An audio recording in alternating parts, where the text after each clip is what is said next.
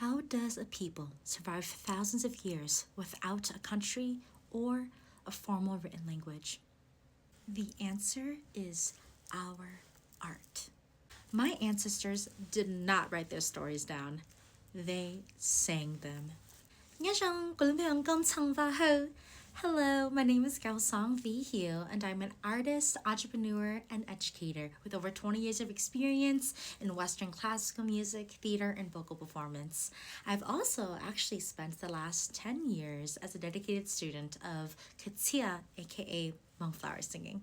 Hmong flower singing is also known as Katia or Lutsa. Within this cultural tradition, there are different practices such as Bahua or Lutao, which vary across different regions, clans, and dialects.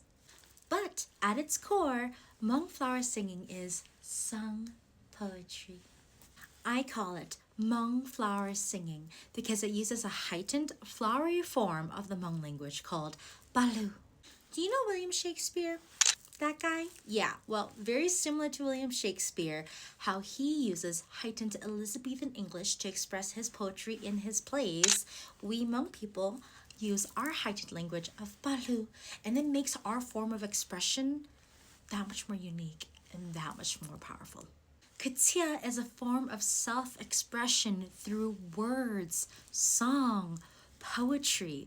It's traditionally practiced by Hmong people all over the world for many moments in life, such as a celebration, expressing grief, and even courtship. However, Katia, Hmong flower singing, is actually an oral tradition. Before modern technology, Hmong people used to sing Katia all the time. They used it to pass time, to entertain themselves, to tell stories. Whether they were on the fields or walking down the street, you could hear a Hmong person singing Katia. Back then, it was a valued life skill and actually a really powerful way to communicate ideas and thoughts that were not traditionally acceptable to say out loud unless you were singing Katia. Thoughts and ideas such as love or lust, grief, and longing. But today, this tradition is fading. Because this is an oral tradition and it was never widely written down, fewer and fewer people know how to practice Katia, and even less people know how to teach it. But if we want our stories to be told by us and not by outside perspectives, then we need to continue to practice this art form, not just preserve it, but live it. One question that I've always asked myself as a first generation Hmong American is, how do Hmong people still exist as a distinct people without having a country and or a formal universal written language for thousands of years?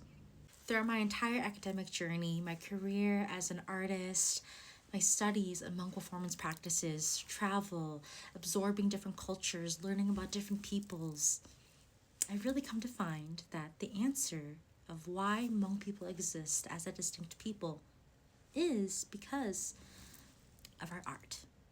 Our art, Hmong art, has shaped our identities, our beliefs, and the way that we see the world. Hmong flower singing is not separate from who we are. It is deeply embedded in our resilience, in our creativity, in our ability to create beauty and love, even through war and trauma and tragedy and diaspora. Katia is what connects us all. So, this is my journey. A journey of learning, practicing, and sharing Hmong flower singing with you and the whole entire world. Along this journey, I'll be teaching you how to sing Katia. Yeah, and I'll be giving you some tips, vocal tricks, and performance techniques that you can use when you're performing on stage or in the shower or when your family forces you to sing your new Katia song at karaoke, as well as providing historical and cultural context for this beautiful art form. My hope is that this is not only an educational experience, but a meaningful entry point for Hmong and non-Hmong speakers to engage with this beautiful art form. I want to create a space where we can all learn, together, and possibly even reflect and connect deeper with your own identity. If this speaks to you, then follow along for this journey. Let's keep Hmong Flower Singing alive together.